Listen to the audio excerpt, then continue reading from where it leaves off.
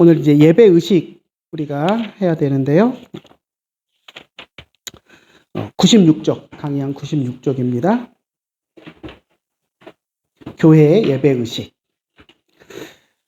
자, 여기 보면 이제 제가 설명해 놓은데 보면 이제 하지 목사님의 정치문답 조례에 있는 것들을 중심으로 해서 조금 설명을 달았는데요. 셋째 줄 보면 규칙은 교회 법규를 이야기하는 거죠. 규칙은 교회가 결의하여 개정하거나 새로운 규칙을 만들 수도 있다라고 이야기합니다. 그런데 예배 의식은 하나님의 명령이 아니고서는 추가하거나 변경할 수 없으며 성도가 영원히 지속해야 할 의무이다라고 이야기합니다. 그러니까 예배라는 것은 우리가 원하는 대로 했다가 안 했다가 뭐 이렇게 했다가 저렇게 했다가 마음대로 할 수 있는 것이 아니라 예배는 하나님이 정하신 원칙에 따라서 하나님이 예배 받으시기 원하시는 방식대로 하나님이 정하신 방식대로 예배해야 된다라는 것을 이야기하고 있습니다. 그래서 마땅히 주어진 예배 의식을 준수해야 된다. 그것이 이제 기본 틀이고요. 그러면 하나님이 정하신 예배 예식이 있는가? 구약에는 제사제도, 번제를 어떻게 드리고 하는 것들이 나오죠. 그리고 오늘날 이제 우리 시대에도 하나님이 원하시는 예배 방식, 하나님이 우리들에게 요구하는 예배의 방식들이 있다라는 것을 분명하게 이야기하고 있고요. 그래서 우리 헌법에서 그 예배, 하나님이 우리에게 요구하시는 예배에 포함되어야 하는 것들을 규정하고 그것들을 이야기하고 있습니다. 그래서 우리 헌법 정치 제7장에 보면 교회 예배 의식에 대해서 이야기하면서 11가지 항목을 나열하고 있습니다. 자, 한번 읽어볼게요.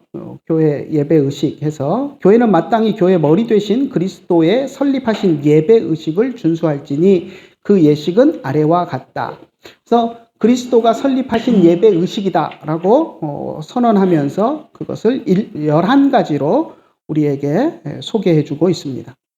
자, 우리 헌법 이제 정치에는 정치 7장에서는 그냥 이 목록만 쭉 나열하고 있어요. 그래서 1번 기도, 2번 찬송, 3번 성경 낭독, 4번 성경 해석과 강도, 5번 세례, 6번 성찬, 7번 금식과 감사, 8번 성경 문답, 9번 헌금, 10번 권징, 11번 축복 이렇게 이제 나열하고 거기에 관련된 성경 구절만 몇 개 딱 소개하고 끝냈습니다.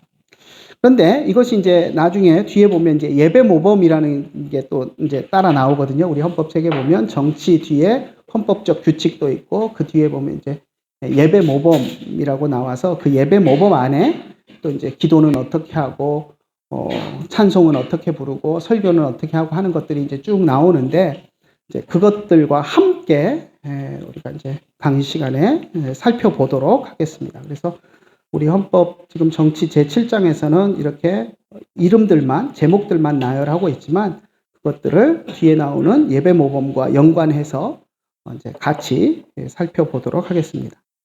사실 여기서 이제 언급하고 있는 11가지를 쭉 보면 이게 예배야? 예배하고 무슨 상관이 있지? 하는 게 좀 느껴지는 것들도 있어요. 예를 들면 10번의 권징 같은 경우는 권징이 예배라고? 예배 의식에 권징이 들어가? 이렇게 이제 우리가 생각할 수도 있는데 그런 것들을 왜 여기에 예배 의식에 이렇게 넣어놨는가 하는 것들을 한 번씩 좀 살펴봅시다. 자, 오늘 이제 다 하지는 못할 것 같고요.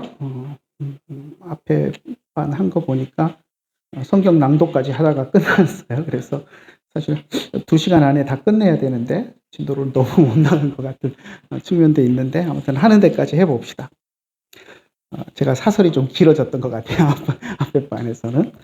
자, 기도. 말씀과 성례와 더불어 기도는 성령께서 은혜 베푸시는 방편이다라고 이제 제가 설명을 달아놨는데요. 우리 신조에 보면 우리 헌법책 보면 지난 시간에 아마 잠깐 얘기했던 것 같은데 우리 헌법책 목차 나오고 그 다음에 보면 첫 번째 나오는 게 신조입니다. 이제 우리 장로교 신조인데요. 여기에 보면 이제 12가지 항목을 쭉 이야기하고 있는데 그 중에 9번에 보면 제일 끝에 이렇게 기록하고 있습니다. 9번이 거의 반 페이지 이상을 차지하고 있는데 끝에 보면 성령께서 은혜의 직분을 행하실 때 은혜 베푸시는 방도는 특별히 성경 말씀 그리고 성례와 기도다. 이렇게 세 가지를 이야기하고 있습니다. 성경 말씀을 통해서 우리에게 성령의 은혜 주시고 성례, 그러니까 세례와 성찬을 통해서 은혜 주시고 또 기도를 통해서 은혜를 주신다라고 이제 기록을 하고 있는데 그것에 기준하여 볼 때 기도는 성령이 우리에게 은혜를 베푸시는 하나의 방편이다. 그렇기 때문에 우리가 예배에 있어서 기도가 얼마나 중요한가라는 것을 우리가 알 수 있습니다. 자, 예배 모범에 보면 이제 5장에서 공식 기도 이렇게 이제 해서 공적인 기도, 그러니까 어떻게 보면 대표 기도죠. 예배 때 대표 기도를 어떻게 해야 하는가 하는 이야기를 이야기하고 있고 10장에서 기도회 해서 이제 소그룹으로 교회 안에서 기도회를 어떻게 할 것인가 하는 문제를 이야기하고 있고 15장에서 이제 은밀한 기도와 가정 예배 해가지고 가정에서 어떻게 가정 예배를 드리고 가정에서 가족들이 어떻게 함께 기도할 것인가 하는 그 문제를 다루고 있습니다. 그래서 한번 전체를 기도라는 측면에서 같이 한번 살펴보겠습니다. 예배 모범에 이제 5장 공식 기도에 보면 1번부터 쭉 해서 5번까지 쭉 이렇게 나와 있는데요. 하나씩 읽어가면서 한번 봅시다. 이게 이제 중간에 고딕체로 된 것이 이제 우리 헌법책에 있는 내용을 가져온 것인데 제가 그 총회 홈페이지에 있는 거 복사에다가 넣었더니 좀 스펠링이 틀린 것도 있고 띄어쓰기가 아마 줄바꿈 할 때 인터넷에서는 강제 줄바꿈을 했나 봐요. 제가 이제 퍼올 때는 이게 그래서 단어가 사이가 떨어진 데도 있고 한 단어인데 그런 것들이 종종 있습니다.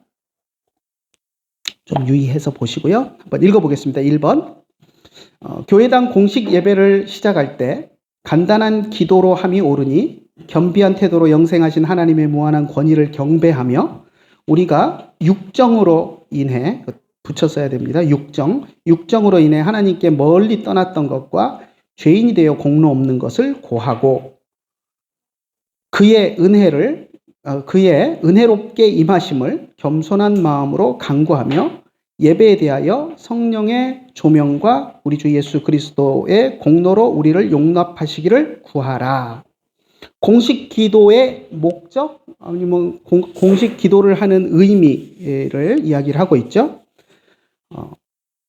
공식 기도 이제 예배를 시작할 때는 시작 기도는 간단하게 시작 기도를 해야 되는데 시작 기도는 간단하게 해야 된다라는 겁니다. 사실 교회 모든 모임은 기도로 시작해서 기도로 끝납니다. 모든 예배 모임도 그렇고요. 소그룹 모임도 그렇고 교회 모든 모임은 기도로 시작해서 기도로 끝난다라는 것이 우리들의 그런 정해진 규칙이고요. 그래서 예배 역시도 기도로 시작해서 기도로 끝납니다. 처음에 우리 예배 시작을 무슨 기도로 하죠? 또 묵상 기도로 시작을 하죠. 그리고 마지막 기도는 축도나 주기도문으로 이제 마치게 됩니다. 그래서 예배와 시작한 끝은 이제 기도를 하는데요. 시작 기도는 너무 장황하게 하지 말고 이 예배를 통해서 하나님 영광 받아 달라는 것, 예배할 수 있는 기회를 주셔서 감사하다는 건 이제 간단하게 몇 마디 말로 기도하는 것이 좋다라는 것이고요. 또 겸비한 태도로 하나님 앞에 하나님의 권위를 경배하고 그리고 우리가 죄인 되었던 것, 육정으로 인해 하나님을 멀리 떠났던 것, 육적인 욕심, 정욕 때문에 하나님을 떠났던 것들을 회개하고 또 우리는 죄인이어서 하나님 앞에 아무런 공로가 없다라는 것을 또 고하고 그리고 예배를 통하여서 하나님께서 우리에게 임하시고 우리에게 은혜 주실 것을 간구하는 그런 기도를 드려야 된다라고 이야기하고 있습니다. 뭐 너무나 잘 아는 이야기죠. 자, 두 번째 볼까요? 시나 찬송을 부른 후 설교하기 전에 신자 일체의 소원을 포함한 기도를 해야 한다라고 이야기합니다. 이것은 대표 기도에 해당하는 거죠.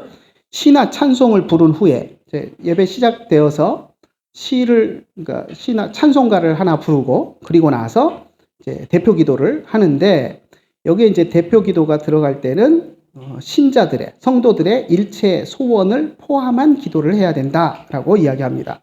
그리고 이제 그 기도의 방법을 1, 2, 3, 4, 5, 6으로 해서 설명을 합니다. 그래서 뒤에 보면 98페이지부터 99페이지까지 고딕체로 된 거, 영광을 돌림, 감사, 자복, 다른 사람을 위한 기도, 간구, 간구할 근거, 요 6가지가 이제 나열이 되어 있는데요. 이게 우리 헌법 체계 예배 모범의 공식 기도의 대표 기도를 이렇게 해야 된다 하고 나열해 놓은 것입니다.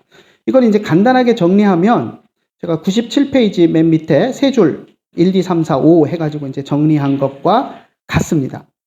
여러분들 교회에서 주일학교 학생들한테 기도하는 방법 가르칠 때 어떻게 가르치시나요? 손가락 가지고 하지 않나요? 제가 주일학교 교사할 때 벌써 한 30년 된 것 같은데 그때는 손가락 가지고 했습니다. 이렇게 모아가지고 하나님 아버지 감사합니다. 용서해 주세요. 뭐 이것저것 주세요. 예수님 이름으로 기도합니다. 뭐 이렇게 손가락 가지고 이렇게 했었는데 그렇게 안 하시나요, 요즘은? 요즘은 이제 더 훌륭한 뭐 교부제라는 말도 요즘 안 쓰죠. 더 이렇게 시청각 자료나 이런 것들이 있으니까 뭐 다양하게 하실 텐데 뭐 저희 시대에는 손가락 가지고 했었습니다. 그래서 5가지로 그렇게 이제 기도를 했었는데 여기서 이제 6가지로 이야기하고 있지만 똑같습니다. 처음에 이제 하나님 아버지 하고 이제 한 것이 하나님께 영광을 돌림 1번이고요.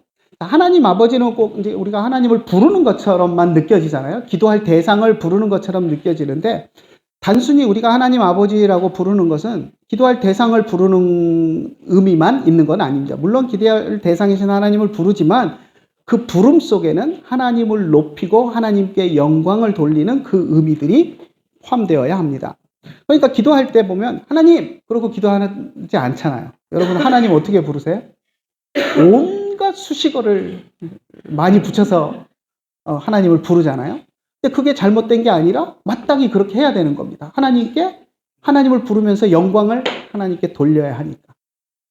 그래서 뭐 천지를 지으신 하나님, 아니면 우주 만물을 창조하시고 날마다 우리에게 은혜를 더하여 주시는 하나님, 뭐 온갖 수식어들을 우리가 붙이는데, 근데 이제 저도 이제 기도하다 보면 어느 순간인가 늘 고정적으로 딱 고정된 멘트가 나오더라고요. 여러분들 여러분 기도하는 걸 한번 보세요. 늘 무심코 기도할 때, 무심코라 그러면 좀 이상한가? 아무튼 여러분들이 기도할 때 보면 하나님을 부를 때 나도 모르게 하나님을 부르는, 항상 그렇게 즐겨 부르는 명칭이 생겨나는 것 같아요. 저 같은 경우는 제가 기도할 때 거의 90% 이상은 아마도 참 좋으신 하나님, 그렇게 기도하는 것 같아요. 참 좋으신 하나님. 근데 이제 내 삶 속에서 하나님이 참 좋은 하나님으로 내 삶 속에 나를 인도하시고 나에게 좋은 것들을 채워주신, 정말 하나님은 나에게 좋으신 분이다 하는 그 고백이 나도 모르는 사이에 내 기도 속에 녹아든 것이 아닌가 그런 생각이 드는데, 아마도 우리의 신앙 경험들이 하나님을 어떻게 부를 것인가 하는 것들을 결정하는 요소들이 되는 게 아닌가 싶어요. 종교개혁자 칼빈 선생님을 보면 항상 똑같은 하나님을 부르는 호칭이 있습니다.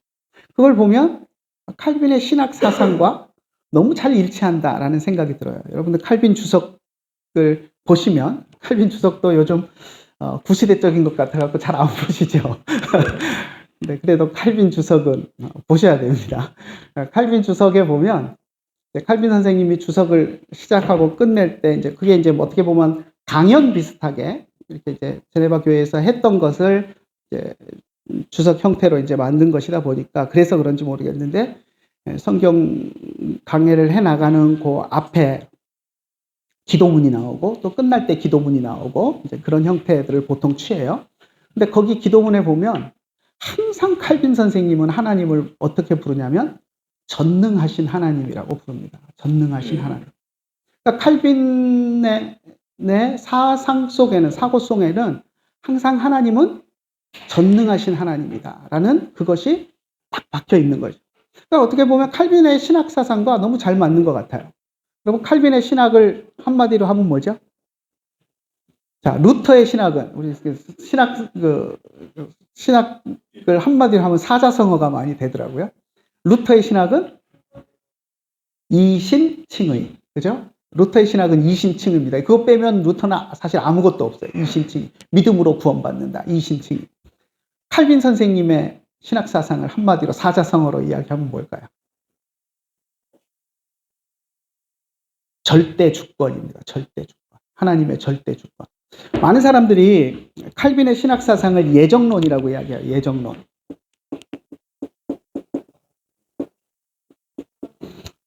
여러분 맞나요? 칼빈의 신학이 예정론인가요? 칼빈의 신학을 한마디로 하면 예정론. 제가 볼 때 예정론 그러면 오류가 너무 많아져요. 그러니까 칼빈의 신학은 절대 주권이에요. 하나님의 절대 주권. 근데 예정론도 물론 절대 주권 때문에 나온 건데 예정론을 이야기하다 보면 조금 혼란스러운 부분이 있어요. 왜냐하면 그것 때문에 예정론 때문에 세상 사람들이 또 우리 칼빈주의자들을 많이 공격을 하잖아요. 예정론 그러면 많은 조직신학자들이 그 예정론이라고 이야기하면서 이제 논란의 중심에 놓는 것이 뭐냐면 언제 예정되었느냐 하는 거예요. 그렇지 않나요? 언제 예정되었죠? 여러분 어떻게 배우셨어요? 언제 예정됐다고 배우셨어요? 창세 전에. 제일 먼저 튀어나오는 말이 항상 창세 전에예요. 창세 전에. 왜 이 말을 하죠? 사도 바울이 이 말을 했잖아요. 그죠? 하나님이 창세 전에 나를 예정하사. 사도 바울이 분명히 말했으니까 이건 틀림없는 말이에요. 그죠? 창세 전에. 근데 한번 생각해 보세요. 사도 바울이 이 표현을 쓸 때 하나님의 예정이 언제 일어났느냐 이걸 이야기하기 위해서 창세 전에 그렇게 표현했을까요? 조직신학자들은 그거 갖고 논란을 많이 해요. 그래서 창조. 하나님의 예정이 창조하기도 전에 여기에 예정이 있었느냐? 아니면 인간을 창조해 놓고 나서 세상을 창조하고 예정을 하셨는가?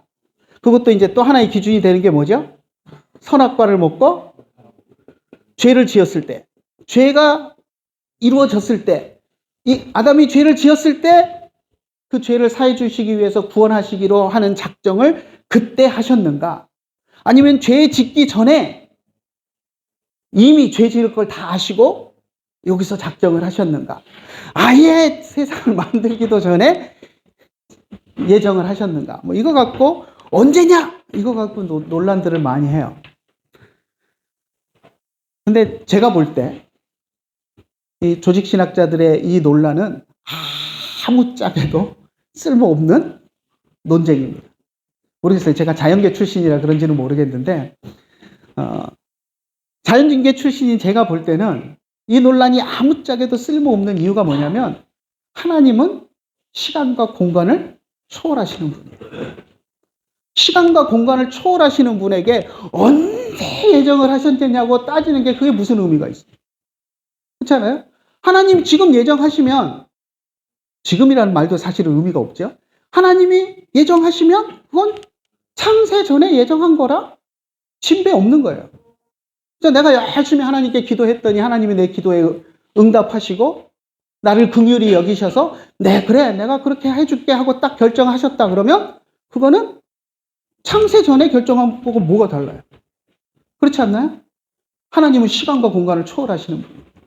그런데 우리는 시간에 매여 사는 우리는 이걸 하나님이 언제 예정하셨냐? 창세 전이냐 후냐? 아담이 죄를 짓기 전이냐 후냐? 여기에 목숨을 매달고 신학자들이 논쟁을 하고 있어요. 저는 어떨 때 보면 너무 좀 깝깝한 것 같아요. 그렇지 않나요? 그래서 예정론이다. 칼빈의 신학을 예정론 그러면 결국 이렇게 이 구조로 갈 수밖에 없어요. 그래서 저는 칼빈의 신학을 이야기할 때 예정론이라고 이야기하지 않고 절대 주권이라고 이야기합니다. 하나님의 절대 주권. 하나님이 지금 결정하시면 그건 그냥 결정되는 거고 하나님이 원하시는 대로 되는 것이지 그게 칼빈이 이야기하는 절대 주권이고 예정론이지 언제 예정하셨 이게 예정론을 언제로 이렇게 하면 운명론이 되어버립니다. 하나님이 이미 창세 전에 결판 내셨는데 지금 우리가 아둥바둥 하는 게 뭔 의미가 있느냐. 그래서 여기 잘못 빠진 사람들은 뭐라 그러죠? 전도는 뭐하러 해? 하나님이 이미 다 결판 내셨는데.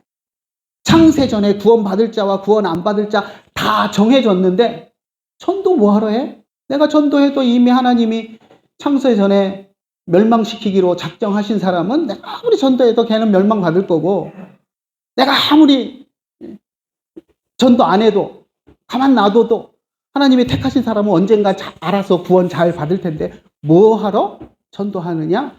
이런 주의가 생겨나는 거예요. 근데 그거는 이걸 하나님을 시간의 틀에 묶어놓는 오류를 범하기 때문입니다. 하나님은 인격적이신 분이기 때문에 우리가 간절히 기도하고 또 우리가 전도하면서 하나님께 매달리면 그런 우리의 모습을 보고, 아, 네가 기도하고 또 열심히 전도한 그 사람을 내가 구원해야 되겠다라고 하나님이 작정하시면 창세 전에 작정한 것과 다를 바가 없는 거예요. 왜 우리가 시간에 매여 살면서 하나님을 시간에 묶어두려고 하는지 저는 그게 이해가 안 돼요. 근데 사실 바울이 이 표현을 분명히 썼어요. 창세 전에. 그런데 이 표현은 제 이해하기로는 그래요. 제가 이해하기로는. 이거는 이 표현을 우리가 이 틀에 묶여갖고 창세 전이라고 했지 않느냐. 바울이 했는데. 그럼 그 바울이 말이 틀리느냐. 이렇게 주장하면 안 되는 거예요. 바울이 이 표현을 왜 썼느냐. 이 표현이 바울이 이게 창세 전의 문제냐 후의 문제냐 시간을 따지기 위해서 이 표현을 쓴 건가요? 저는 그렇다고 생각하지 않습니다. 이 표현은 우리 인간이 하나님의 절대 주권을 표현할 수 있는 가장 효과적인 말인 거예요. 우리 언어로서 하나님의 절대 주권을 표현하기에 이보다 더 좋은 말은 없어요. 내가 아무것도 한 것 없을 때, 나하고 아무 상관없이 내가 생겨나기도 전에 완전히 그러니까 하나님의 주권을 완전하게 이야기할 수 있는 가장 좋은 표현이 이런 표현인 거예요. 그래서 하나님이 주권적으로 하셨지 내가 뭘 해서가 아니다라는 그것을 표현하기 위해서 인간의 언어에서 쓸 수 있는 제일 좋은 표현을 가져다 쓴 것이지, 이 자체가 시간을 얘기하고 있다고 해서 이게 창세 전이냐 후냐 이거를 바울이 따져서 창세 후라고 이야기하는 놈들은 다 틀린 거야. 창세 전이 맞아. 이 이야기를 하려고 이 표현을 쓴 것 아니다라고 저는 생각을 합니다. 그래서 아무튼 조금 삼촌포로 샜는데, 칼빈의 신학은 이미 결판 났다 하는 예정론이 아니라 하나님의 절대 주권이다라는 데 있다라는 것을 우리가 생각하면 좋을 것 같고요. 아무튼 그래서 칼빈은 기도할 때 전능하신 하나님, 마음먹으시면 뭐든지 할 수 있는 전능하신 하나님, 절대적인 주권을 가지신 능력 있는 그 하나님을 날마다 기도 속에서 고백을 했습니다. 자, 아무튼 우리는 하나님의 이름을 부르면서 하나님께 영광을 돌려야 되고요. 자, 두 번째 기도의 요소는 감사입니다. 감사.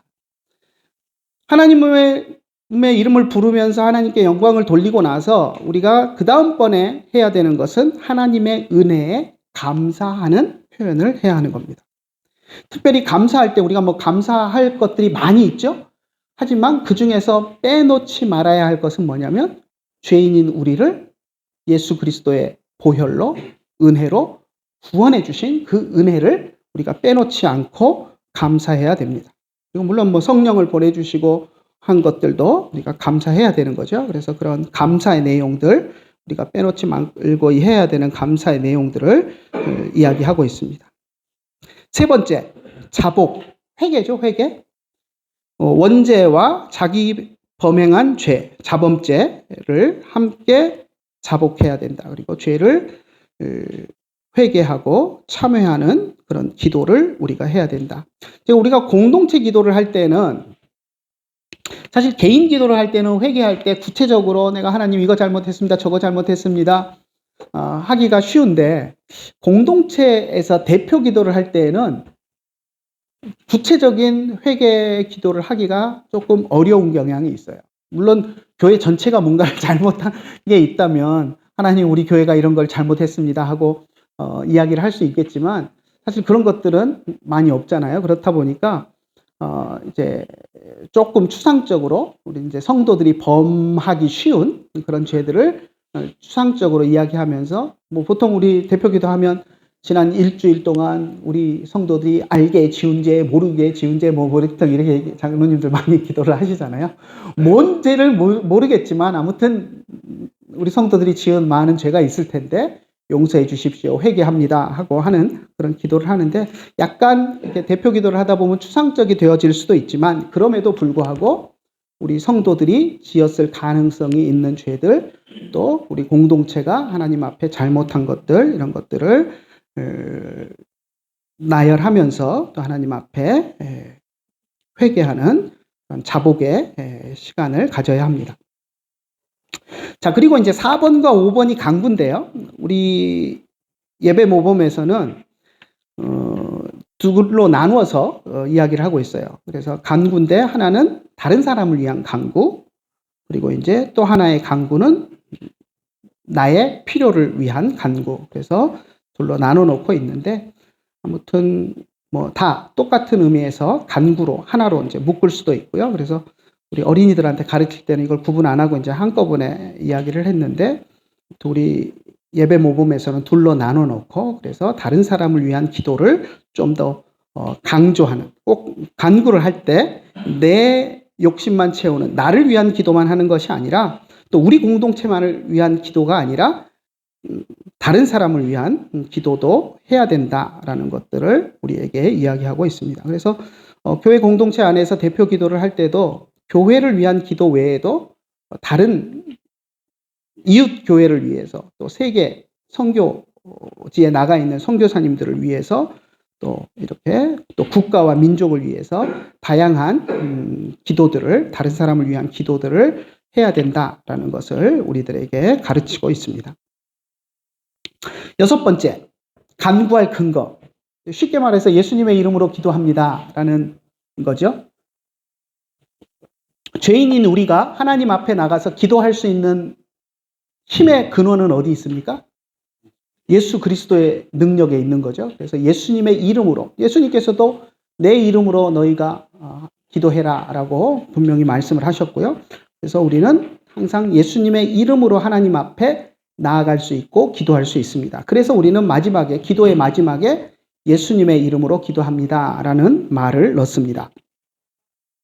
근데 물론 이제 대표 기도할 때는 꼭 넣어야 돼요. 안 넣으면 혼란스러운 상황이 생깁니다. 기도가 끝났는지 안 끝났는지.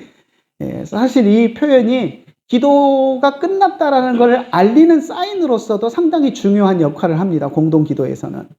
그런데 공동기도가 아닌 기도에서는 예수님의 이름으로 기도합니다라는 이 말을 꼭 안 해도 큰 상관은 없어요. 왜냐하면 우리가 마치 기도 마지막에 주문처럼 예수님의 이름으로 기도합니다 이 말을 해야만 기도가 효험이 있고, 그렇지 않으면 기도가 공중에 날아가 버리고 흩어지는 것이 아니기 때문에 우리가 하나님 앞에 나아가서 기도하는 그 자체가 예수님의 공로를 힘입어서 나아가는 것이라는 것을 우리들이 알고 있고, 그 예수님의 이름으로 나아가서 기도하면 되는 것이지, 끝에 예수님의 이름으로 기도합니다 뭐 그 말을 넣느냐 안 넣느냐, 그게 뭐 기도의 능력에 크게 중요하지는 않습니다. 하지만 공동 기도를 할 때에는 또 많은 사람들에게 이제 그런 것들 혼란을 주지 않기 위해서 넣는 것이 좋습니다.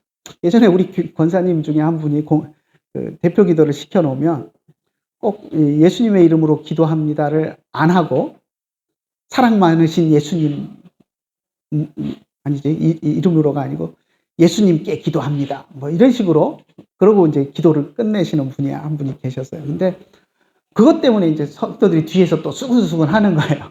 왜 기도를 예수님의 이름으로 기도합니다 안 하고 권사씩이나 된 사람이 저 모양이냐고 또 수근수근 하는데, 사실 그럴 필요는 없어요. 그게 예수님의 이름으로 기도합니다 이걸 주문처럼 이야기하느냐 안 하느냐 그게 중요하지는 않으니까요. 그런데 이제 대표 기도를 할 때는 이게 이제 혼란이 올 수 있으니까 좀 교육을 해서 그런 대표 기도를 할 때는 마지막에 끝낼 때 예수님의 이름으로 기도합니다라는 말을 꼭 넣도록 이제 교육을 하는 것이 좋습니다. 자, 넘어갑시다. 100페이지 3번. 설교한 후에 하는 기도는 설교한 말씀에 관계되는 것을 들어 기도하고 그 밖의 모든 공식 기도는 그때 모든 형편에 따라 한다. 자, 설교한 후에 하는 기도. 설교 후에 바로 이어지는 기도는 누가 하죠, 보통? 설교자가 보통 하죠. 근데 뭐 설교자가 기도할 때는 앞에 설교했던 내용을 담아서 자연스럽게 기도를 합니다. 그런데 저는 이제 그 예배 끝나고 나서 저희 교회 성도들은 늘 이렇게 기도를 했었거든요. 그래서 이걸 뭐 특이하게 생각 안 했어요. 왜냐하면 제가 이제 낮 예배 때 설교를 하고 나면 예배 끝나고 나서 여전도회나 이렇게 이제 모여서 대표 기도하는 권사님 기도를 들으면 그 앞에 제가 예배 때 설교했던 내용을 가지고 우리 목사님이 이렇게 설교하셨는데 그 설교대로 우리가 잘 살아갈 수 있게 해달라 뭐 이런 식으로 꼭 앞에 예배 때 설교한 내용을 언급하면서 기도를 하시더라고요. 뭐 한 분만 그런 게 아니라 다 그렇게 기도를 하셔서 원래 기도는 그렇게 하는 건가 보다. 이 문구를 보기 전부터 근데 기도는 그렇게 하는 게 당연하다고 저는 그냥 생각하고 있었거든요. 근데 몇 년 전에 이제 그 특별한 그 설교 세미나라고 해야 되나? 이제 자기들은 설교 스쿨이라고 이야기를 하는데 1년짜리 이렇게 돈 1,000,000원 가까이 내고 1년 동안 설교 매주 가서 이제 배우는 그 세미나에 열심히 다니시는 아는 목사님이 한 분 계셨는데 그분이 어느 날 갑자기 교회에 놀라운 변화가 생겼다면서 막 자랑을 하시는 거예요. 그래서 무슨 변화가 생겼냐? 자기가 설교 스쿨에 가서 배워와서 배운 대로 설교를 열심히 했더니 1년 사이에 큰 변화가 생겼다 그러면서 하는 얘기가 뭐냐면 성도들이 기도를 하는데 예배 때 설교 들은 걸 가지고 기도를 하더라. 이걸 얘기를 하더라고요. 그래서 그건 우리 교회는 그냥 늘상 하는 건데. 모르겠어요. 저희 아버지가 잘 교육을 시켜 놓으셔서 그런지는 모르겠는데 저는 또 하나도 새롭지 않은데 아주 큰 변화가 있었다 그러면서 그 얘기를 하시더라고요. 그래서 이게 보통 그렇게들 안 하나 보구나 이제 그 생각을 했는데 아무튼 우리 헌법에서 예배 모범에서 그 이야기를 합니다. 설교 후에 하는 기도는 설교 시간에 들은 말씀을 근거로 해서 그 말씀을 넣어서 그 말씀을 잘 실천하고 또 그 말씀대로 살아갈 수 있도록 하는 기도들을 해야 한다라는 것을 또 언급하고 있습니다. 4번 볼까요? 4번. 이상과 같이 기도 제목은 그 범위가 넓고 종류가 많으니 그 택하는 것은 당직한 목사의 충성과 생각에 맡긴다. 그래서 예배를 인도하는 목사에게 기도의 모든 책임들이 있다라는 거고요. 자, 우리 장로회가 공식 기도의 일정한 모범을 쫓을 것은 아니나라고 이야기합니다. 공식 기도의 모범, 뭘 얘기하는 걸까요? 기도서라는 것들이 있는 교단들이 있습니다. 기도서. 특히 천주교가 그렇죠. 천주교 보면 기도서라고 이렇게 나오는 게 있습니다. 그래서 성도들이 일반 집에서 기도할 때도 보면 자기 말로 하나님 나 이게 필요합니다. 우리처럼 이렇게 기도하는 게 아니라 기도서 딱 펼쳐들고 거기에 있는 거 국어책 읽듯이 읽으면서 그렇게 기도하는 분들이 있어요. 그 천주교 분들은 그렇게 많이 하는데 그런 예배 모범에 따른 기도를 해서는 안 된다. 우리는 그걸 쫓지 않는다라고 이야기합니다. 자, 우리도 천주교처럼 뭐 기도서 해갖고 기도집 이렇게 어떤 상황에선 이런 아침 식사할 때 기도문, 뭐 잠자기 전에 기도문 이래갖고 막 이제 기도 모범 나와 있는 거 그거 가지고 펼쳐서 기도하는 그런 것은 하지 않지만 우리 이제 그 장로교회 중에서도 어떤 교단들 보면 이제 장로교라기보다는 프로테스탄트 진영 전체에서 보면 그 예배 모범에 그런 기도문들이 나와 있는 것들이 있어요. 여기 밑에 보면 제가 100페이지 제일 밑에 문단에 보면 렉셔너리라는 것을 제가 소개를 해놨는데 여러분 들어보셨나요? 렉셔너리? 네. 52주 교회력에 따라서 이번 주일은 뭐 무슨 주일이다. 뭐 부활주일 후 첫째 주일, 뭐 부활주일 후 몇째 주일, 뭐 오순절, 뭐 이렇게 해갖고 이제 교회력에 따라서 그날 어떤 본문으로 설교하면 좋은지 이런 것들을 해놓고 또 거기에 들어가는 대표 기도는 뭐 부활절날 대표 기도 예문 뭐 이런 식으로 예문까지 기도문까지 다 나와 있는 그런 렉셔너리가 있는 교단들이 있습니다. 사실 우리 교단은 이런 거 안 만들죠. 안 만드는데 이제 제가 미국에서 있을 때 그 미국 장로교회 PCUSA는 요게 렉셔너리가 아주 잘 나오더라고요. 그래서 매주 2편의 설교가 교회력에 의해서 딱 본문과 이게 제공이 돼요. 그래서 그것만 있으면 목사님들, 게으른 목사님들은 설교 준비 하나도 안 하고 그걸로 1년 때우시는 분들도 있습니다. 그러니까 미국 예배는 우리는 뭐 수요 예배도 있고 금요 기도회도 있고 새벽 예배도 있고 막 그렇지만 미국 교회들은 대부분 주일 낮 예배 한 번이 거의 전부거든요. 그러니까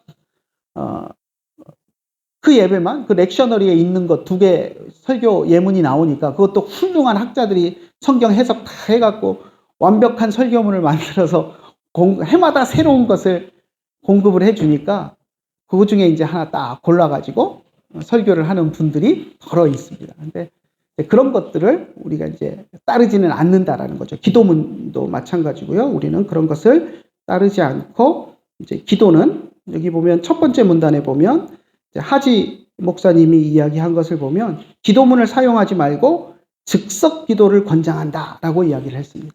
근데 이 즉석 기도 그러면 우리가 오해할 수 있는 게 뭐냐면 준비 한 기도 안 하고 그냥 그 자리에 나와가지고 그냥 대충 생각나는 대로 아무렇게나 즉흥적으로 기도하는 기도라고 생각하기가 쉬운데 하지 목사님이 이야기하는 즉석 기도는 그런 즉흥적인 기도를 이야기하는 것이 아닙니다.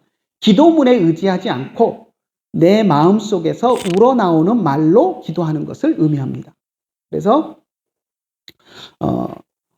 때로는 우리 대표 기도를 시켜놓으면 장로님이나 권사님들, 집사님들 나와서 기도하실 때 보면 종이에 이렇게 써가지고 집에서 미리 써가지고 오셔서 읽는 분들이 있어요. 여러분 그거 잘못된 건가요? 잘하시는 건가요? 네, 잘하시는 겁니다. 왜냐하면 이게 즉흥 기도가 그거 써오지 말고 기도를 써오는 사람이 어디 있어? 신앙이 없는 사람이나 기도 써가지고 보고 하지 이렇게 얘기할 게 아니라는 거예요. 즉흥 기도는 이 남이 써놓은 기도문을 그대로 읽는 것이 아니라 내 말로 기도를 하라라는 그런 의미입니다. 그래서 근데 앞에 나와서 그냥 즉흥적으로 하는 것이 아니라 집에서 미리 내 말로 무엇을 기도할지 조목조목 준비해가지고 나와서 기도하는 것은 아주 훌륭한 일이고 칭찬받을 일입니다. 그것을 우리가 권사가 찍이나 돼가지고 기도를 보고해 막 이렇게 비난할 것이 아니라는 거죠. 오히려 또 권장해야 될 일입니다. 그래서 그것을 이야기하는 것이고요. 자, 여기도 이제 그 얘기를 나오는데요. 우리 장로회가 고딕체로 된 우리 예배 모범에 나온 거 다시 한번 보겠습니다. 둘째 줄부터 공식 기도에 일정한 모범을 쫓을 것은 아니나 목사가 예배석에 나오기 전에 반드시 그 설교를 준비하는 것과 같이 또한 기도할 것도 준비하는 것이 옳다. 그러니까 기도 맡은 사람이 미리 기도를 준비해 오는 것이 맞다는 겁니다. 물론 머릿속에 다 암기해 와서 머릿속에 딱 담아 와서 기도를 하면 더 좋겠죠. 그런데 그렇지 못하면 적어 와서 보면서 기도를 하더라도 미리 준비해 오는 것이 옳다는 거죠. 목사는 반드시 성경을 숙독하고 기도에 대한 책들을 연구하고 묵상하며 하나님으로 더불어 교통함으로 기도하는 능력과 정신을 얻을 것이요. 기도에 대해서도 우리가 공부해야 되고 또 하나님께 더 자주 기도하면서 기도가 몸에 배도록 우리가 열심히 기도해야 된다라는 것을 이야기합니다. 그뿐 아니라 아무 때나 공식 기도를 하려고 할 때는 그 전에 자기 마음을 잘 정돈하고 기도할 것 중에 어떤 말이 좋을지 미리 마음 가운데 차례로 준비할 것이니. 목사들에게도 가끔 이제 기도 부탁이 들어올 때가 있죠. 갑자기 어떤 모임에 갔는데 조금 있다가 식사 후에 기도 한번 해주십시오. 뭐 하던가 뭐 조금 있다가 예배를 드리려고 하는데 대표 기도 한번 해주십시오 하고 갑작스럽게 부탁이 들어올 때가 있습니다. 그럴 때는 이 모임에서 어떤 기도를 하는 것이 하나님께 영광이 되고 이 모임에 유익이 될 것인가를 미리 생각하면서 마음을 정돈하고 기도할 내용을 미리 준비해서 하라는 겁니다. 그냥 시간 돼서 그냥 그때 그냥 입 열어서 나오는 대로 아무 말이나 기도하는 것이 아니라 미리 마음속으로 이런 기도를 해야 되겠다 하고 차분하게 준비해서 하도록 권면하고 있습니다. 이렇게 하여야 기도하는데 그 위엄과 예모를 갖추며 또 같이 예배하는 사람들에게도 유익이 될 것이요 무의미하고 불규칙적이며 부주의한 행동으로 중대한 예식에 방해가 되지 않도록 하라. 그 시간 딱 닥쳐가지고 그냥 생각나는 대로 기도하다 보면 이 말 했다 저 말 했다 한 말 또 했다 하면서 혼란스럽게 기도를 하는 경우가 있는데 그러면 은혜가 되지 않는다라는 겁니다. 그래서 기도를 미리 잘 준비해서 정돈된 기도를 하라고 권면하고 있습니다. 자, 5번 볼까요? 101페이지로 넘어가서 5번. 공식 기도에 참여한 모든 사람의 자세는 항상 경건한 태도를 가질 것이요. 회중은 가급적 일정한 태도를 가지는 것이 당연하니 기립 기도하는 자세는 성경에서 말하고 옛날 교회에 실행하던 일이요. 바로 교회에서 실행하던 예법이다. 그러나 기립하든지 바로 앉든지 다 무방하다. 옛날에는 이제 기도할 때 하나님 앞에 기도하니까 대표 기도하는 사람이 기도를 시작하면 모든 사람들이 다 일어났던 시절이 있었습니다. 그러니까 이제 그런데 이제 최근 여러분 교회에서 대표 기도할 때 성도들이 다 일어나나요? 그렇지 않잖아요. 지금은 이제 안 일어나는 게 자리를 잡았는데 이게 이제 자리 잡기 전까지는 대표 기도할 때 성도들이 일어나야 하느냐, 일어나야 하지 않느냐 이거 가지고 이제 논란이 있었던 적이 있었어요. 그래서 이제 그 논란 때문에 이 구절이 들어간 겁니다. 그래서 기립하는 것은 예전 우리 예배 선배들의 예배 전통에서 있었던 좋은 전통이다. 그걸 나쁘다고 할 수는 없다. 하지만 그래서 이 기립해도 좋지만 기립하지 않아도 굳이 기립하지 않아도 정돈된 자세로 경건하게 앉아서 있으면 상관없다라는 그 이야기를 하고 있는 것입니다. 그래서 기립하든지 바로 앉든지 다 무방하다. 하지만 아무렇게나 다리 쭉 뻗고 이러면 안 되는 거예요. 그래도 앉아 있더라도 좀 기도할 때는 하나님 앞에서 최대한 정갈한 모습으로 있어야 된다라는 것을 전제해서 이야기하고 있습니다. 여기 보면 중보기도라는 말을 자제해야 된다라고 이제 설명에 우리 총회에서 결의한 것을 제가 하나 써놨는데 중보기도 많이 쓰죠? 뭐 중보기도 모임 있습니다. 뭐 이런 표현도 쓰고 내가 너를 위해서 중보기도 할게 뭐 이렇게 표현하기도 하고 우리가 일상에서 많이 씁니다. 근데 이제 쓰는 거는 뭐 어쩔 수 없지만 쓰더라도 우리가 그 의미를 좀 알고 써야 됩니다. 그래서 우리 총회에서 이것은 이제 중보기도라는 말을 자제하도록 한다라고 이제 뭐 금지한다 이렇게까지 강하게는 얘기하지 않았어요. 근데 자제하라라고 이렇게 이제 당부하듯 결의를 했는데 그 이유는 뭐냐면 중보자가 누구냐라는 신학적인 논란이 있을 수 있기 때문입니다. 중보자가 누구죠? 예수님이죠.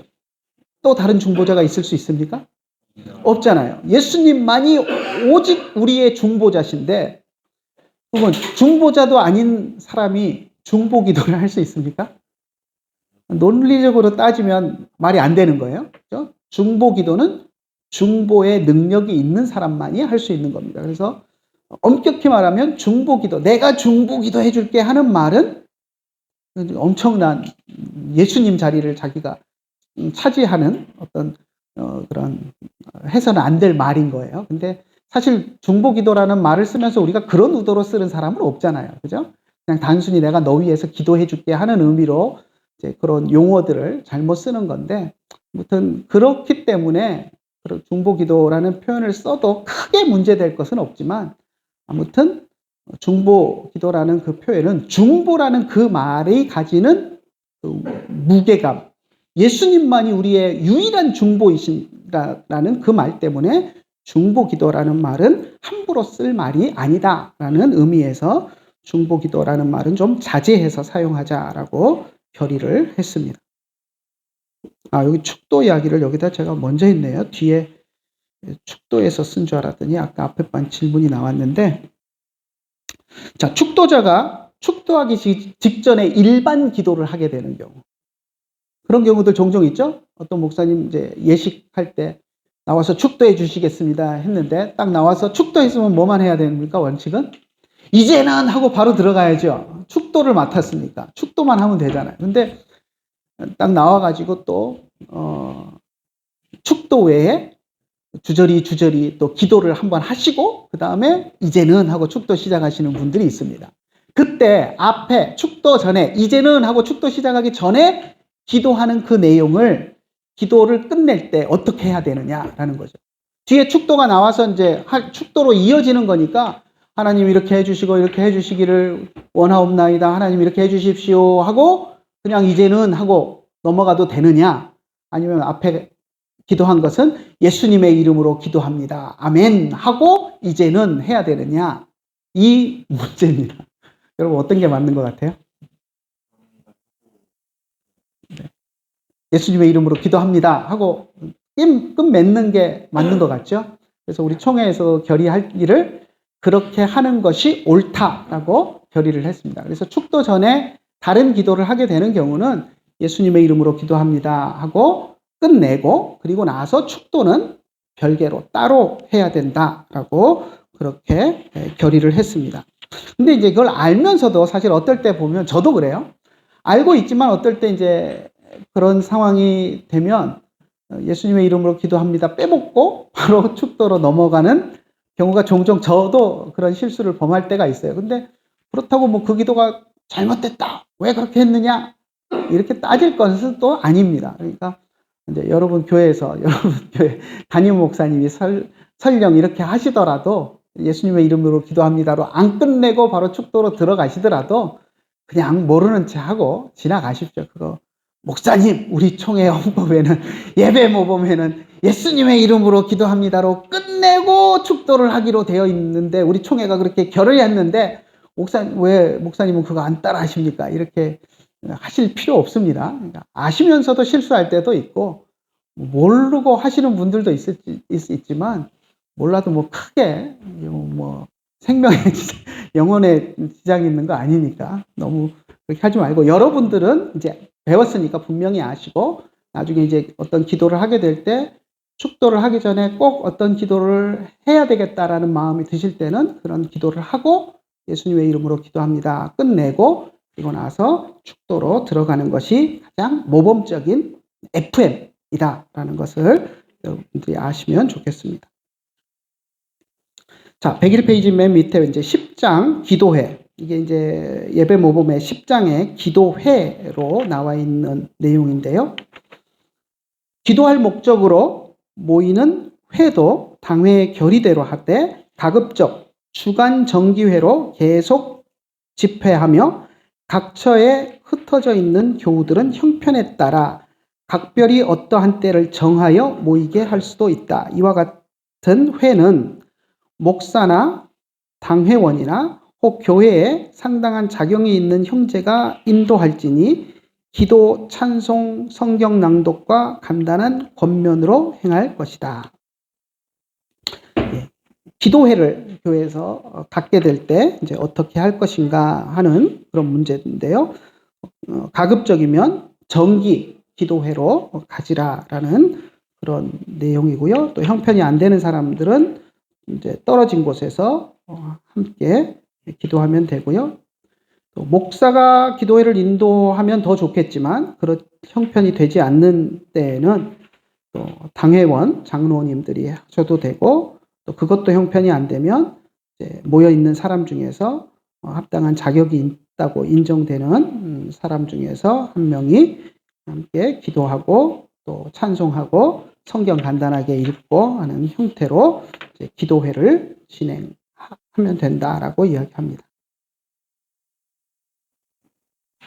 자, 2번 볼까요? 각 교우로 기도하게 하되 경건히 하고 너무 지루하게 하지 않도록 권면할 것이다. 사실 기도회를 하면서 너무 이제 길어지고 지루하게 되는 때가 종종 있어요, 보면. 근데 이제 그렇게 하지 말라는 거죠. 그래서 규모 있게 모인 사람들의 형편을 잘 보고 또 모임의 성격과 또 이런 것들을 잘 보아서 너무 사람들에게 지루함이 느껴지지 않도록 잘 균형 있게 조율해서 기도회를 인도할 것을 우리들에게 권면하고 있습니다. 15장은 은밀 기도와 가정 예배 이렇게 돼 있는데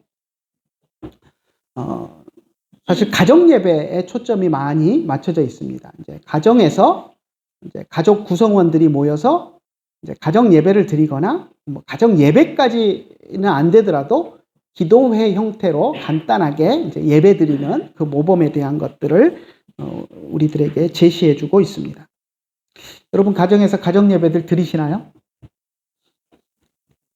뭐 손 들라 그러면 너무 부끄러울 것 같으니까 저도 사실 가정 예배를 못 드리고 있어요. 저도 이제 부끄러운 일인데 이제 애들 어렸을 때 이게 이제 딱 길을 들여서 했어야 되는데 그걸 못 했어요. 제가 이제 뭐 어떻게 보면 제 핑계인데 어린아이 애들 아이 때 이제 유학 중이었고 그래서 이제 유학 시절에 또 우리말도 아닌 영어로 공부하느라고 제가 너무 허덕이며 제 한 몸 가누기도 힘들게 허덕이며 살아가지고 가정을 돌아보고 아이들을 신앙으로 가정 예배 드리고 하는 것들을 어떻게 보면 생각지도 못하고 그걸 소홀하게 여기고 이제 지내왔는데 그러다 보니까 아이들이 커버리고 나니까 어느 날 갑자기 모여서 우리는 가정 예배 드려야 된다. 이렇게 하기가 어렵더라고요. 이렇게 하면 어떤 반응이 나올까요? 갑자기 왜? 그러지 않겠어요. 그죠? 지금까지 아빠는 예전에도 목사였고 지금까지 안 했는데 왜 갑자기 오늘부터 해야 되는데? 이렇게 반응이 나오잖아요. 그래서 애들이 또 커서 이제 머리가 커져 버리고 이러니까 어렸을 때부터 자연스럽게 늘 모이면 가정에서 저녁 시간에 함께 예배 드리는 것이다 하고 이게 몸에 배버리면 아무 문제 없이 그게 되는데 한번 놓쳐버리니까 새로 시작하는 게 쉽지 않더라고요. 근데 이제 저하고 이제 친하게 지내는 목사님 중에 한 분 보면 이제 딸이 이제 다 큰 딸이 30살 되고 뭐 28 되고 뭐 이제 딸들이 그렇게 컸는데도 딱 저녁 8시, 9시 되면 온 가족이 모여서 항상 가족 예배를 드리시더라고요. 제가 너무 부러운데 이게 이제 그 목사님은 어렸을 때부터 한 번도 빠지지 않고 물론 이제 목사님이 어디 수련회를 가거나 이러면 이제 빠지기도 하지만 그러면 그래도 그게 이제 몸에 배 있으니까 부모님들이 안 계셔도 딸 둘이라도 자기들끼리 또 마주 앉아서 잠깐이라도 기도하고 한다고 하더라고요. 그러니까 이런 것들이 옛날 이제 우리 신앙의 선배들은 가정 예배를 참 소중하게 여기고 대부분 가정 예배들을 목회자 가정이 아니어도 가정 예배를 드렸었는데 오늘날은 뭐 일반 성도 가정에서는 다 사라져 버린 것 같고요. 목회자 가정에서도 거의 가정 예배들이 이루어지지 않는 것들은 참 어떻게 좀 안타까운 부분인데 아직 장가 안 가신 분들, 시집 안 가신 분들은 결혼하면 신혼 때부터 손 붙잡고 가정 예배를 드리시면서 아이들이 태어나면 자연스럽게 가정 예배를 드릴 수 있도록 좀 하시면 좋을 것 같습니다. 저처럼 나중에 후회하시지 마시고 어린 아이들을 그렇게 저는 이제 어렸을 때 제가 이제 목사 아들로 커놓으니까 조금 뭐랄까 불편함이 있었어요. 그러니까 이제 어디 가면은 뭐 아무 잘못도 안 했는데 저 목사 아들이 저런다고 이제 이런 얘기를 너무 많이 들어서 우리 아이들은 이제 예를 들면 이제 교회 앞에서 그냥 애들하고 골목에서 몇 명, 서너 명 뛰어놀면서 그러고 놀고 있는데 지나가던 사람이 딴 애들은 가만두고 같이 놀고 있는데 저한테 목사 아들이 골목에서 떠든다고. 그러고 가는 거예요. 그런 일들을 당하니까 너무 상처가 되더라고요. 그래서 우리 아이들에게는 좀 그런 소리 안 듣고 좀 자유롭게 키우고 싶어서 사실은 조금 이렇게 뭐랄까 방치 뭐랄까 뭐라 그러죠? 좀 방목한 측면이 좀 있어요. 그래서 우리 큰 딸내미 이제 대학 막 들어가고 할 때 머리 파랗게 염색해 갖고 나타나고 막 그래도 엄마는 막 혼내고 너 머리가 그게 뭐냐고 혼내는데 저는 그냥 좀 내버려 두라고 그러고 이제 좀 자유롭게 하라고 좀 뭐 머리 뭐 파랗다고 그게 뭐 뭐 신앙에 문제가 있는 건가요? 그건 아니잖아요. 그러니까 한때 이제 그런 거니까 그냥 해보려면 해보라고 조금 자유스럽게. 뭐 이제 욕 먹을 수는 있겠죠. 목사 딸이 머리 퍼렇게 하고 다닌다. 욕 먹을 수도 있을 텐데 뭐 이제 그런 거 좀 제가 너무 치여서 그랬는지 좀 애들을 좀 자유롭게 해줬더니 조금은 지금은 후회되는 측면이 조금 있어요. 그래서 좀 애들이 내가 너무 방목을 해가지고 내가 기대한 것만큼 신앙이 좀 안 따라와 주나 하는 그런 생각들이 좀 드는 면도 있는데 아무튼 가정 예배가 좀 회복이 되었으면 좋겠다라는 소망을 해봅니다. 자, 2번 찬송. 하나에 이렇게 오래 걸리면 안 되는데. 자, 찬송 봅시다. 찬송. 찬송은 공동체가 함께 시와 찬미로 하나님을 찬송하는 것이다. 그러니까 찬송은 곡조가 있는 겁니다. 곡조를 통해서 하나님을 찬송하는 것이 찬송인데요. 그래서 예배 때 찬송은 목사가 신중히 선택해야 된다라고 말하고 있습니다. 자, 뭐 성경 구절들은 여러분 보시고요. 자, 요즘 찬송곡을 선택할 때 목사가 직접 고르나요? 물론 이제 예배 주보에 들어가는 찬송들은 설교자들이 이제 목사님들이 고르는 경우가 많은데 예배 전에 그런 뭐 준비 찬송이라고 우리가 이제 속된 말로 이제 쓰는 그 예배 전 찬양들 그런 목사님이 전혀 거의 관여 안 하시죠. 찬양팀이나 심지어는 그 어떤 교회 찬양팀은 이제 중고등학생들이 주축이 돼서 이제 찬양팀이 꾸려지는 데도 있는데 그런 데는 중고등학생들이 알아서 고르는 거예요. 그러다 보니까 예배하고는 좀 동떨어진, 예배하고는 맞지 않는 그런 찬송곡들을 고르는 경우들도 좀 있습니다. 그래서 이제 우리 예배 모범에서 이야기하는 것은 목사가 찬송을 고르는 일에 직접 관여하고 책임져야 된다라는 것들을 이야기합니다. 그래서 사실 어떤 찬송을 고르느냐 하는 것은 상당히 중요한 문제가 될 수 있어요.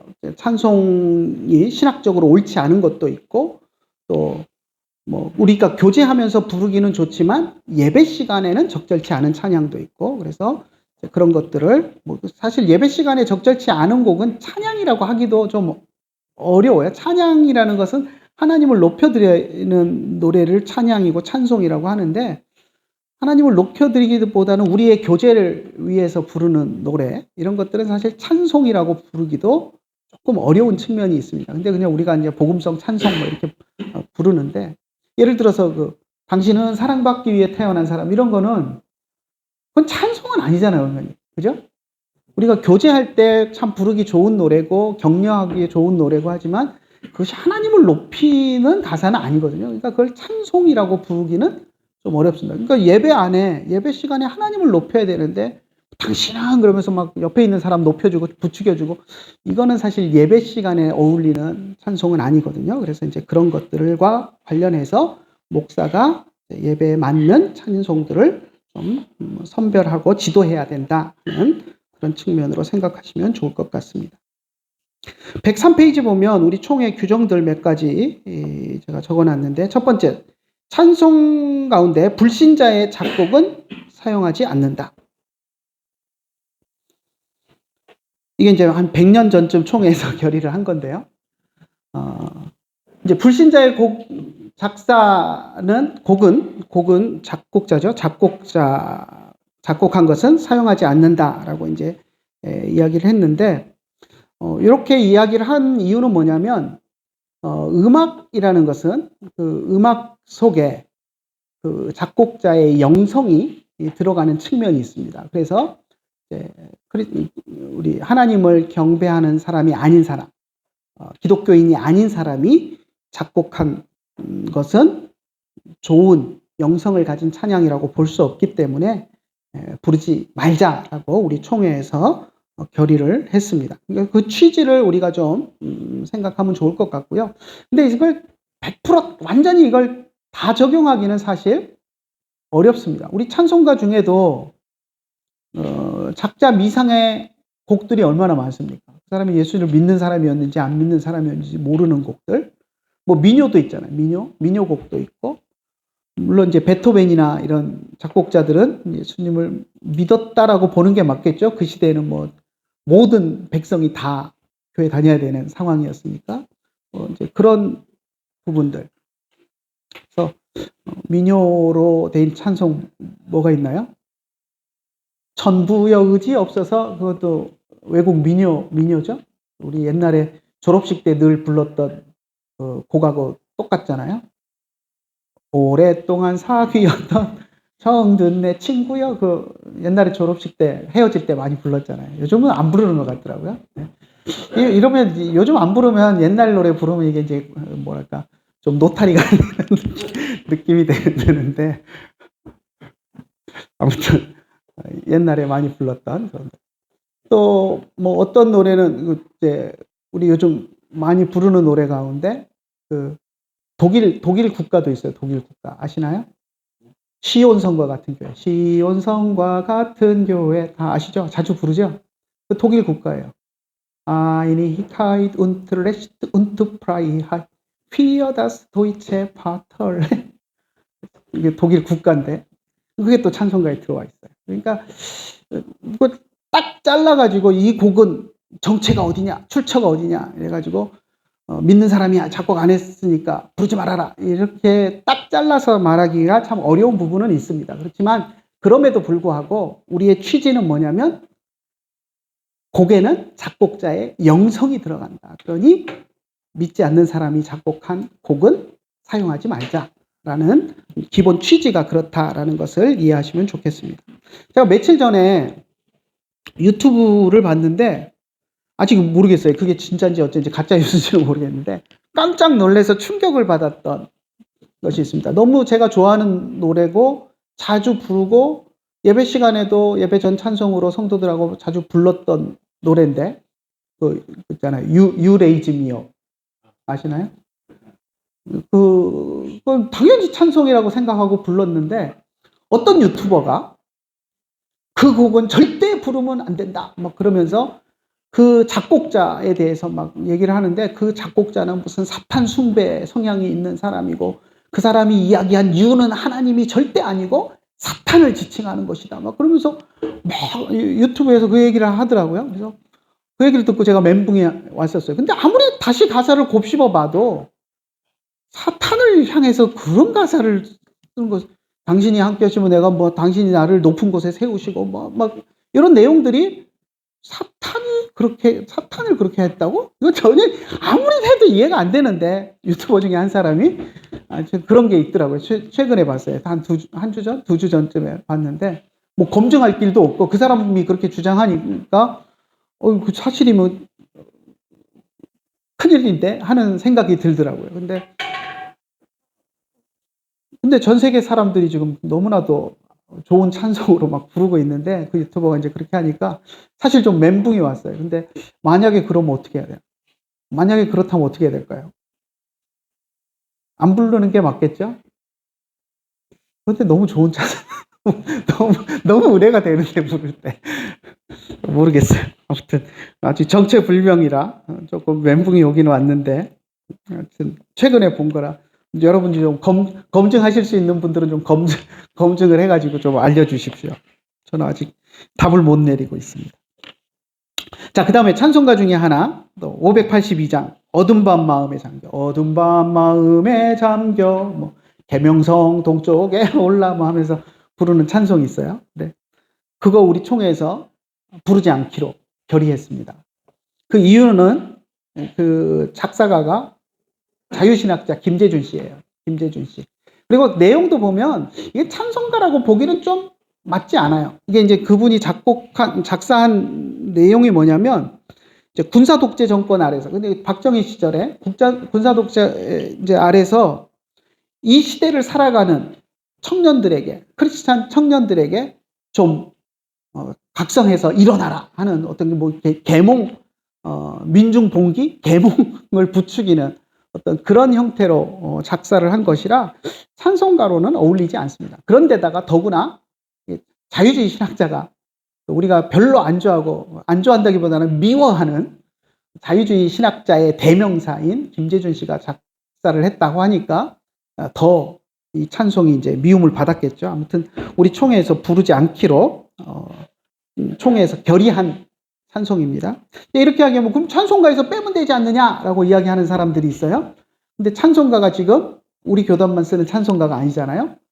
뭐 전 한국 교회가 지금 다 쓰는 거고, 또 김재준 목사님을 너무너무 사랑하는 저쪽 이제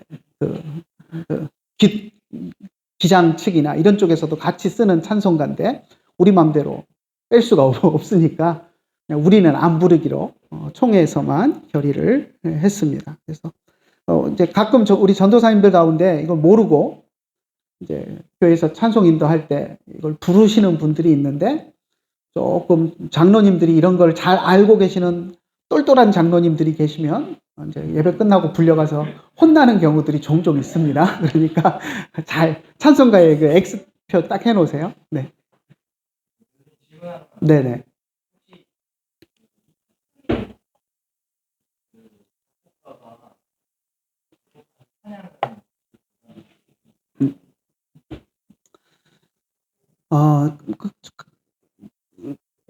로마 교회 성도가 작곡한 찬송. 제가 볼 때는 가사 내용을 잘 살펴보면 큰 문제는 없을 것 같아요. 왜냐하면 물론 이제 로마 교회가 우리하고 신학 노선이 너무 다르고 잘못된 주장들을 하고 있고 하지만 그 중에서는 또 뭐 예수님에 대한 고백이나 이런 것들은 우리와 다르지 않게 또 작곡된 곡들이 있거든요. 그런 곡들은 특별히 문제가 없지 않나 하는 생각을 해봅니다. 특히 옛날 그 오래된 고전 음악에 속하는 것들, 뭐 이런 것들. 물론 이제 고전 음악에 속하는 것들 가운데도 좀 뭐 아베 마리아 뭐 이런 것 같은 경우는 마리아를 찬양하고 이런 내용으로 보이는 것들을 우리가 배제해야 되겠죠. 그런데 그렇지 않은 곡들은 지난번에 뭐죠? 작년이었나? 작년 우리 총회장님 개강 집회 아니고 입학식, 작년 입학식이었던 것 같은데 총회장님이 그 성찬식 집례하면서 저기 생명의 빵 그 노래 가사까지 막 보여주면서 설교도 하시고 했잖아요. 근데 그거는 어떻게 보면 엄연히 말하면 카톨릭 성가잖아요. 그죠? 파니스 안젤리쿠스 그거 다 아시죠? 생명의 양식을 그래서 뭐 가사까지 우리 PPT에 띄우면서 그 내용을 우리에게 설명하시고 우리의 그런 생명의 빵이 되시는 예수님에 대해서 설교도 하시고 성찬식도 하시고 했는데 그 내용 자체는 우리가 다 인정할 수 있는 내용이잖아요. 그러니까 그런 곡들은 로마 카톨릭에서 쓰는 곡이어도 우리가 뭐 특성으로 부르거나 해도 별 문제는 없을 것 같아요. 아무 문제. 네. 만약에 신앙을 가지지 않은 사람이 제대로 된 신앙을 토대로 한 찬양을 만든다면, 네. 그걸 이제 이거 불러도 되냐 안 되냐 이렇게 이제 이분법적으로 가면 너무 어려워지고요. 그러니까 우리가 이제 기본적인 그 틀은 이제 기본적인 우리의 생각은 뭐냐면 곡에는 영성이 담긴다.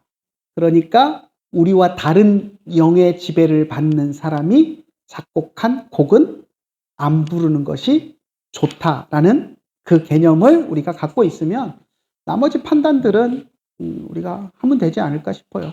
사실 저는 아까 얘기했던 그 You Raise Me Up 같은 경우도 정말 잘 검증해서 봤더니 그 작곡자가 정말 사탄 숭배자였다라고 할지라도 이미 우리에게 너무 좋은 찬송곡으로 그 곡을 통해서 우리가 은혜 받고 하나님을 찬송하고 하는 용도로 우리가 사용한다면 큰 문제가 없지 않을까 싶은 마음도 들어요. 왜냐하면 그걸 모르는 상태에서 우리는 그 곡을 통해서 하나님을 찬송을 했다면 굳이 작곡자가 누군가 따지는 것이 무슨 의미가 있는가 싶어요. 왜냐하면 하나님은 또 사악한 자들을 통해서도 일하실 수 있는 분이니까 그 사람이 사탄을 숭배하기 위해서 만든다고 만들었지만 그것이 또 선하게 하나님을 찬송하는 일에 사용되어진다면 뭐 하나님이 절대 안 돼!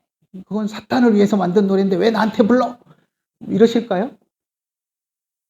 저는 아닐 것 같아요. 그러니까 물론 우리가 조심해야 될 부분이 있고 그런 부분은 걸러야 될 부분이 있지만 정말 우리가 다시 숙고하고 생각하고 판단해 보아도 괜찮겠다. 이 찬양은 우리에게 너무 은혜가 되고 하나님께 영광이 될 수 있는 찬송이다라고 생각된다면 불신자가 작곡한 거여도 우리가 적극적으로 수용할 수 있지 않을까 하는 생각을 저는 조심스럽게 해봅니다. 그래서 하여튼 기본 룰은 곡은 작곡자의 영성이 들어가니까 이제 믿지 않는 사람들이 작곡한 것들을 좀 삼가자 하는 쪽으로 우리가 생각하면 좋을 것 같습니다. 이건 안 돼, 저거는 돼 하고 어떻게 딱 칼로 무자르듯이 이렇게 이제 하는 그런 기준이 될 수는 없고 우리의 그 원칙, 우리가 판단하고 사고하는 그 원칙으로 생각하면 좋을 것 같습니다. 네, 예배 시 사용하는 악기와 복음성가의 사용. 자, 이것도 악기. 옛날에는 뭐 드럼 치고 이러면 뭐 큰일 나는 줄 알았어요. 제가 어렸을 때는 여러분들 들으면 깜짝 놀라겠지만 특송할 때 앞에 나가서 기타 치면서 특송하면 불려가서 혼나고 그랬어요. 어디 감히 딴따라 악기를 예배 시간에 쓰느냐 이래가지고 혼나기도 하고 그랬던 시절도 있었어요. 근데 뭐 지금은 전혀 그 말도 안 되는 이야기지만 아무튼 또 80년대, 90년대 찬양과 경배 운동이 일어나고 할 때에는 또 그런 교회들에서는 드럼을 썼지만 또 일부 교회들에서는 드럼 같은 악기는 사탄의 악기다 뭐 이렇게 심하게 이야기하는 분들도 있었고 또 강한 비트를 가지고 사람을 자극하는 감정을 자극하는 악기는 교회에서 적합하지 않다 뭐 이렇게 하기도 했었는데 아무튼 이제 요즘은 뭐 교회마다 드럼 안 쓰는 교회가 거의 없는 것 같아요. 그러니까 뭐 돈이 없고 연주자가 없어서 못 쓰지 악기가 문제다라고 안 쓰는 교회는 없는 것 같고요. 아무튼 그렇고 복음성가에 대한 사용은 찬송가만 사용하라라고 이제 통해서 결의를 했는데 예배 시간에 찬송가만 쓰라라는 권면입니다. 이것은 이제 왜냐하면 복음성가 중에 좋은 것들도 있지만 검증이 안 된 곡들을 잘못 사용할 가능성들이 있기 때문에 예배 시간에는 찬송가만 쓰자라는 그런 결의입니다. 그래서 여기서 예배 시간은 땡부터 축도까지입니다. 땡부터. 우리 묵도함으로 할 때 요즘 잘 땡도 안 치는데 땡 치잖아요. 그때부터 그러니까 예배 전 찬양에는 해당되는 거 아닙니다. 예배 시간이라고 여기서 정의하는 것은 땡부터입니다. 그렇고 요즘 찬송가 뒤에 보면 옛날에 복음성가로 부르던 것들이 많이 들어와 있어요. 그래서 이제 그런 것들은 어느 정도 이제 검증을 받아서 들어온 것이니까 이제 좀 검증된 노래들만 조심해서 사용하자라는 의미로 결의한 것이니까 또 뭐 찬송가에 안 들어와 있는 것 중에서도 목사님이 판단해서 충분히 오랫동안 우리 교회에 불려왔고 검증된 것이다라고 생각한다면 또 가져와서 사용하는 것도 큰 문제는 없다고 생각합니다. 그러니까 기본 취지가 검증 안 된 곡들이 사용되는 것을 이제 방지하기 위한 것이니까요. 예배를 인도하는 목사님이 책임하에서 이 곡은 꼭 예배 가운데 불러도 괜찮겠다 싶은 것들은 또 가져와서 사용해도 큰 문제는 없습니다. 자, 열린 예배를 금지하기로 한다. 열린 예배는 요즘은 이제 별로 얘기를 안 하는 것 같은데 옛날에는 열린 예배라고 해가지고 뭐 구도자 예배 뭐 이렇게 부르기도 했는데 외부에 완전히 개방하고 안 믿는 사람까지 그냥 다 와서 뭐 속된 말로 개나 소나 다 와서 예배 드리자 하는 취지로 교회 문을 열었다 하는 의미로 열린 예배 이렇게 했는데요. 이제 그러다 보니까 문제가 생기는 게 문은 열었어도 우리가 온전한 예배 형태를 갖추면서 예배를 드리면 문제가 없는데 그렇게 되다 보면 교회 바깥에 사람들이 와가지고 낯설거든요. 낯설고 적응을 못하니까 그 사람들을 적응하게 해주고 그 사람들을 기쁘게 해주기 위해서 예배가 이제 변형되기 시작합니다. 그래서 열린 예배라고 옛날에 하면서 어떤 현상들이 일어났냐면 건전가요라고 하는 것들을 예배 시간에 막 불러대고, 예를 들면 개똥벌레 같은 거 막 불러대고, 이런 현상들이 일어났거든요. 예배 시간에 찬송을 불러야 되는데 개똥벌레를 불러대고 이러면 이게 예배입니까, 여러분? 그러니까 이제 그런 문제들이 일어나니까 열린 예배를 금한다라고 이제 한 겁니다. 뭐 개똥벌레뿐만 아니라 이제 사람들 즐겁게 해주기 위해서 레크레이션도 하고 막 이러니까 이제 모르겠어요. 이게 특별 전도 집회라고 한다거나 이러면 조금 다르겠지만 그냥 늘상 드리는 예배를 우리는 열린 예배로 드린다 하면서 이제 그런 식으로 해버리니까 이건 예배가 아니다라는 지적들이 일어났고, 그래서 열린 예배를 금지한다라는 총회 결의가 있었습니다. 예, 그 다음에 예배 모범 여기까지 하고요. 성경 낭독만 잠깐 이야기합시다. 잠깐만, 우리 시간이 다 된 거죠? 네, 요 성경 낭독만 잠깐 이야기하고 마칠게요. 자, 성경 낭독은 초대교회 때부터 있었던 좋은 전통입니다. 근데 이제 오늘날 우리는 이제 예배 설교 본문 잠깐 읽는 거, 그것만 우리는 예배 시간에 지금 남아 있어요. 근데 사실 아쉬움이 좀 많습니다. 초대교회 때는 설교가 진행되지 않으면 서신들, 사도들의 서신들 성경만 읽고 예배를 끝내기도 설교 없이 끝내기도 했고 그랬는데 좀 그런 아쉬움들이 있어요. 제가 이제 미국에서 유학생 목회할 때 그 미국 예배 참석했을 때 좋게 보고 부러웠던 거 한 가지는 뭐냐면 설교 본문 외에 스크립처 리딩 시간이 2개나 있어요. 퍼스트 스크립처 리딩, 세컨드 스크립처 리딩. 그래서 퍼스트 스크립처 리딩은 구약에서, 세컨드 스크립처 리딩은 신약에서, 그래서 설교 본문과 상관없는 성경을 한 10여 절씩 이렇게 읽는 순서들이 있었는데 너무 좋아 보이더라고요.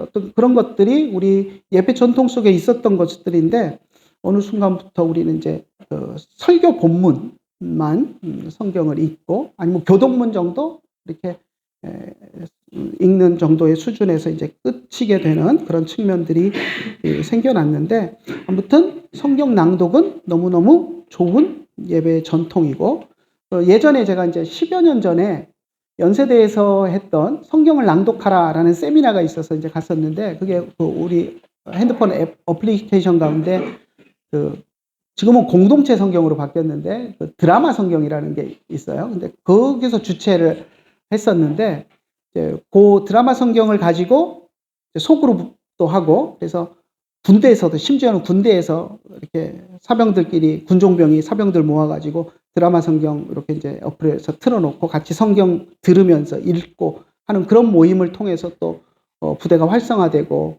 이런 또 예도 보여주시고, 또 어떤 목사님 한 분은 강원도에서 목회하시는 분인데 매번 설교 때문에 이제 허덕이고 설교 준비도 못하고 이제 성경만 들고 강대상에 올라가서 주님 설교 준비도 못하고 강대상에 씁니다 이러면서 올라가서 서서 이제 말씀 읽고 아무 말이나 떠들다 내려오고 이제 그러면서 뭐 죄의식 같은 것도 많이 느끼고 그랬는데, 이 드라마 성경을 만나고 나서 이제 수요 예배인가 한 번은 설교 준비를 전혀 딴 일 때문에 못하고서 예배 올라가면서 내가 설교 준비도 못하고 그냥 가서 떠드느니 성경이나 읽자라는 생각이 들어서 그냥 드라마 성경을 가지고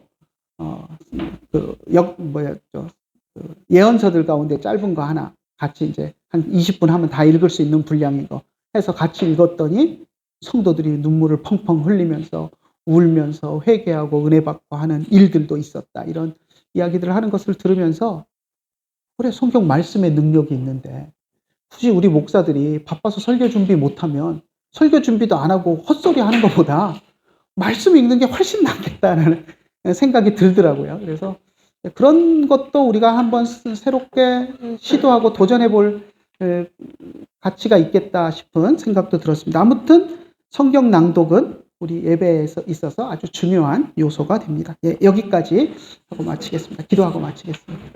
하나님 아버지, 은혜를 감사합니다. 저희들 사랑하여 주시고 오늘도 함께 공부하게 하심을 감사합니다. 우리 예배 모범에 대해서 우리가 생각하고 예배 가운데 있는 또 기도와 찬송과 성경 낭독에 대한 것들을 배웠습니다. 하나님, 우리 마음속에 잘 남겨주시고 우리의 예배 가운데 이 모든 것들이 더욱더 풍성하여질 수 있도록 인도하여 주시옵소서. 예수님의 이름으로 기도드리옵나이다. 네, 수고들 하셨습니다.